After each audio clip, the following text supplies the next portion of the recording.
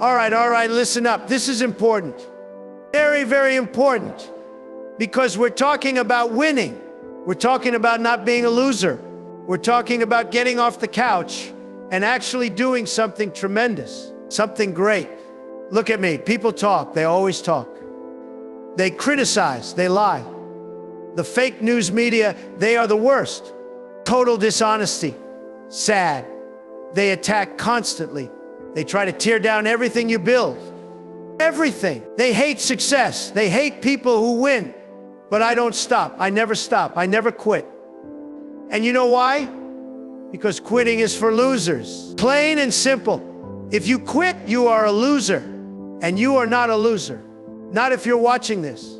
Not if you're listening to what I'm telling you. You have potential. But potential means absolutely nothing unless you act. Unless you fight. Unless you hustle. You see guys out there? They have ideas. They have dreams. Maybe they want to start a business. Maybe they want to climb to the top of their field. Maybe they just want a better life for their family. Good things, very good things. But then they hit a problem. The market is tough.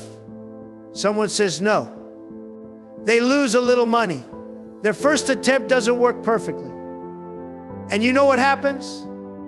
Most of them, they fold, they just stop, they give up. They listen to the noise. They listen to the people who say it's impossible. And they become losers. And they blame everybody else. They blame the economy. They blame the system. They blame me. Pathetic. Is that you? Are you folding? Are you making excuses? Are you letting the first sign of trouble make you retreat? Are you listening to the tiny negative voices, the haters, the losers who tell you that you can't do it? If you are, then you are heading towards being a loser. And you need to stop it right now. This is your wake-up call. You have to understand you have to hustle hard. Hustle so hard they can't keep up. Hustle so hard you outwork everyone. Hustle so hard you make your own luck. Hustle hard or you will stay a loser forever. But believe me, it's the truth. A hard truth, but a true truth. People look at the towers, they look at the brand, the gold, the luxury. They see the success. They see the winning, tremendous winning. Maybe the most winning anyone has ever done. But they don't understand the battles, the nasty, brutal battles it took to get here. They don't see the times when it looked like everything was gone. Finished, over, absolutely finished. I know about hitting bottom. I know about facing impossible odds. And I'm not afraid to talk about it because it's real. It's part of the story. And it taught me more than winning ever could. Though I love winning, winning is the best. But the lessons from the tough times, they are tremendous lessons. Let me tell you about the late 1980s, early 90s. It was a period of time very, very difficult. The economy took a nosedive. Nobody saw it coming. Or maybe some smart people did. But the general feeling was good, good, good.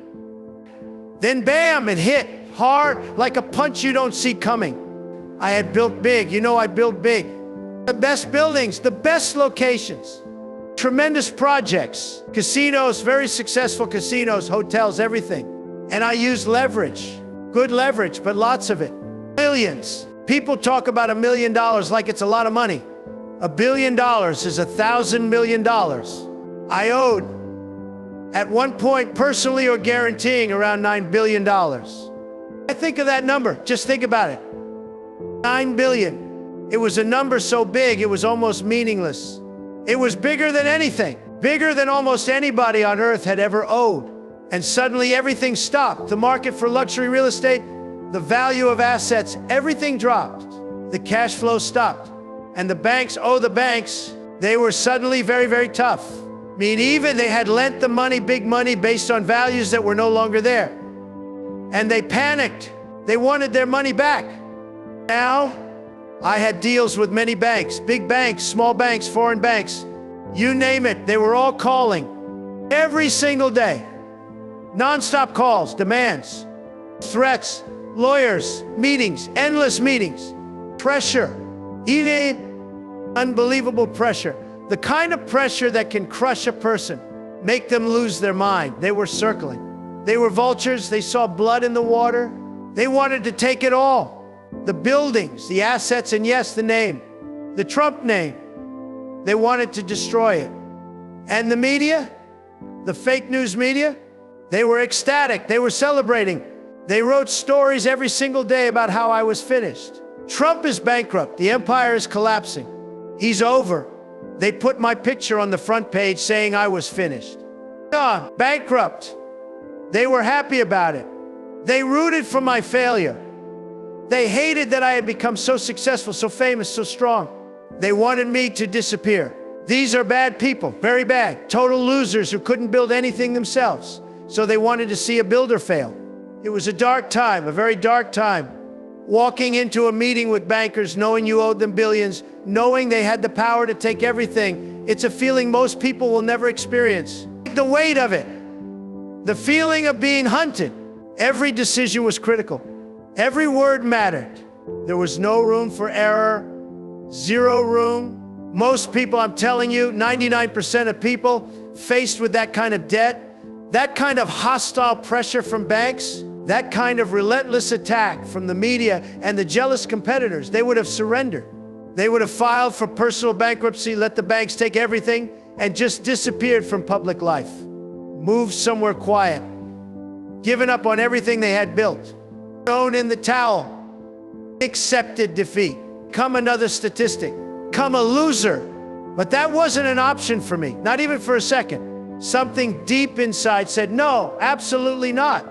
You are not going to be crushed. You are not going to let these people win. You are not going to surrender. You are going to fight.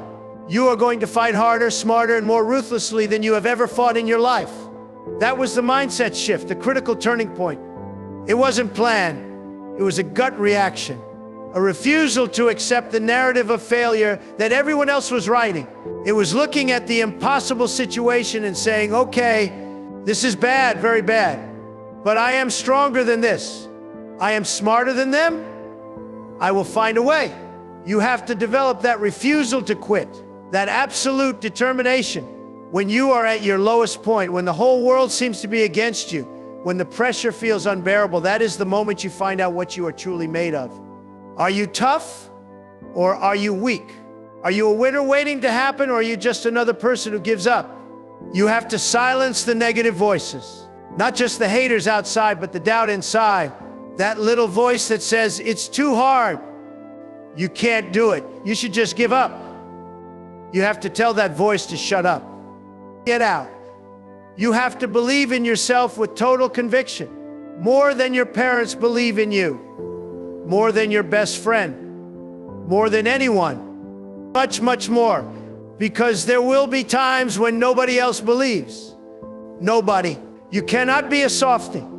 You cannot be a crybaby. Whining solves nothing. Complaining changes nothing. Excuses are the building blocks of failure. They are. It's true. Stop making them. Nobody wants to hear your excuses. Winners don't make excuses. They find a way. They always find a way. So the strategic action during the comeback. How do you fight $9 billion in debt and banks that want your head on a platter? You negotiate. Fiercely, ruthlessly. But intelligently. You have to understand power. You have to understand leverage. You have to project confidence even when you're feeling the immense pressure. You have to make the other side believe that you are their best option. That letting you fight your way out is better for them than trying to take everything and ending up with less. It was a series of complex negotiations with different banks, each with their own interests. It involved lawyers, accountants, financial experts, but the deals were ultimately made based on negotiation skill. My skill, talking to the bankers, understanding their fear, understanding their bureaucracy, and finding a way to make a deal that allowed me to survive, to keep the core assets, and crucially, to keep the name and the brand. Because I knew the brand had power, immense power. Even when things looked bad, the name Trump meant something. It meant quality, it meant success, it meant luxury. And I fought like hell to protect that name. We restructured the debt. We made agreements. It wasn't easy. Some deals were better than others. But I kept fighting, I kept building. Even when the banks owned pieces of things, I was still running them. I was still involved, I was still pushing. You never give up control if you can help it. Control is power. Look at Trump Tower. It was completed right around the time things were toughest. It stood there on Fifth Avenue, a symbol. A big, beautiful, tremendous symbol. Everyone saw it. It was shiny. It was luxurious. It was successful. It was a statement to the world, and especially to the banks and the media, that I was not gone. I was not bankrupt in spirit. I was still here. I was still building the best buildings in the best locations. It reinforced the brand at a critical time. It showed resilience. It showed power.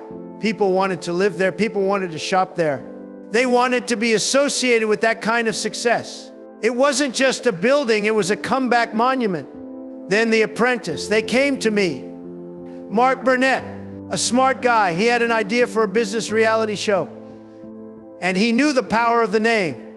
The Trump brand was perfect for it. We created a show about the world of business, simplified, made for television, about making decisions, about competing. And it had the line, "You're fired." So simple, so direct, so decisive. People loved it. They absolutely loved it. The show was a massive success, a total phenomenon. It put the brand in front of millions and millions of people every week. It showed me as a successful businessman, decisive, tough but fair on the show. It expanded the brand beyond real estate. People everywhere knew the name. They associated it with success, with business, with that famous line. It was one of the greatest branding achievements ever. Using television effectively, using your personality, connecting with a massive audience. You have to understand how to get your message out, how to build your image, how to become a phenomenon. This power of the brand, the Trump name, is something I understood early. It's not just a name, it's an asset, a very valuable asset. It stands for quality. It stands for luxury. It stands for doing things big, doing things right. It was built through hard work, great locations, beautiful buildings, and always aiming for the best. When things were tough financially, the brand survived because that association with success was already built in. People wanted the Trump name, even if it was licensed for a product. They bought into the aspiration. You have to build your brand, your reputation, make it stand for excellence, protect it fiercely from anyone who tries to cheapen it or destroy it. It's one of your most important assets, maybe the most important. And then the ultimate unbelievable comeback story. The 2016 campaign for president. Nobody, and I mean nobody, thought I could win. The political experts on television, the pollsters, the political class in Washington, the big donors, the lobbyists, they all laughed. They said it was a joke. They said I had no chance. He's not a politician, he's too different. He's too blunt. He can't build a political coalition. They were wrong. So wrong. It was like the financial fight all over again, but the stakes were even higher. And the opposition was even more entrenched, even more dishonest. The fake news media was worse than ever. Constant, vicious attacks. Lies, fabrications. They were campaigning against me openly. The political establishment, the politicians from both parties, they were against me. They were terrified of me because I wasn't part of their corrupt system. But I used the same approach. I saw the weakness in the system. I saw that the politicians were not talking to the people. They were only talking to each other and their donors. I saw that regular Americans felt left behind. And I talked directly to them. I used the rallies, tremendous rallies, bigger than anyone had ever seen. Huge crowds, amazing energy, a direct connection with the people, bypassing the fake news filter. I used social media incredibly effectively, talking straight, being authentic. I called out the problems, the bad trade deals, the open borders, the corruption in Washington. I wasn't afraid to say what needed to be said, even if it was controversial. And people responded. They saw a fighter. They saw someone who wasn't polished, wasn't a typical politician, but was willing to take on the entire corrupt system for them. They spent billions against me. Billions. More money than has ever been spent against a candidate. The polls were against me. The experts were against me. Everyone said it was impossible, and I won. We won. A tremendous victory, the greatest victory. A victory for the people. Because we out-hustled them. We out-thought them. We believed more. And we never, ever quit. It was the ultimate proof that if you fight hard enough, smart enough, and never surrender, you can achieve anything. Anything. Now let's bring it back to you. Sitting there, watching this. Are you making excuses right now? Are you telling yourself stories about why you can't achieve your goals? Is it your background? Is it the economy? Is it the competition? Is it because someone on the internet said something mean about you? Stop it. Those are the sounds of a loser. The mindset of someone who is defeated before they even start. Look at your life. Are you happy with where you are? Are you pushing yourself? Are you fighting for your dreams? Or are you letting life happen to you? Are you letting other people control your destiny? Are you afraid? Fear is a terrible thing. It paralyzes you. It makes you small. It makes you weak. It stops more dreams than anything else. Are you afraid to fail? Get over it. Failure is not the end. It's a detour. It's a lesson. You try.